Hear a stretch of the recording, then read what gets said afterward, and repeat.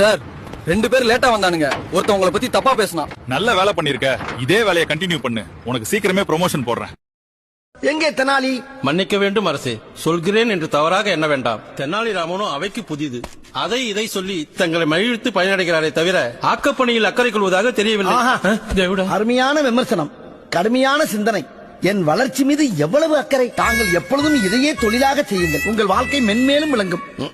இந்த மந்தோட best employee யாருன்னு பாத்தீங்கன்னா மிஸ்டர் அபினாஷ்.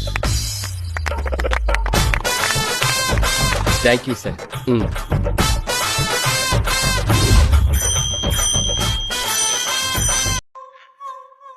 கல்யாண வீடா இருந்தா நான் தான் மாப்பிள்ளையா இருக்கணும். இளவு வீடா இருந்தா நான் தான் பணமா இருக்கணும். எந்த இடமா இருந்தாலும் சரி, மாலையும் மரியாதை எனக்கு தான் கிடைக்கும். உள்ள உட்காந்துக்கிட்டு நடக்கவே நடக்காத விஷயத்தெல்லாம் நடத்தி காட்ட சொல்றாங்க. எப்படி பண்ண முடியும்? இப்ப கடைசியில் என்ன தெரியுமா பண்ணுவான்? என் தலையில போட்டு இவனாலதான் நாசமா போச்சு, என் தலையில போட தெரிஞ்சு போச்சு எனக்கு. நீங்க என்ன பண்றீங்க? உண்மையா வேலை செய்யறவனை விட்டு உங்களுக்கு சொம்பு அடிக்கிறவனையும் ஜாலரை அடிக்கிறவனையும் வளர்த்து விடுறீங்க. கேள்வி கேட்டா பிரஷர் போட்டு எங்களை வேலையை விட்டு எடுத்துருவோன்னு மிரட்டுறீங்க. இதோட பேச்சு நிறுத்து.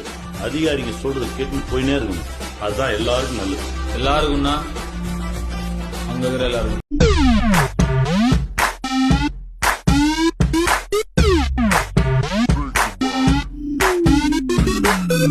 எந்த வேலையும் செஞ்சு பார்த்தா தான் கஷ்டம் தெரியும்.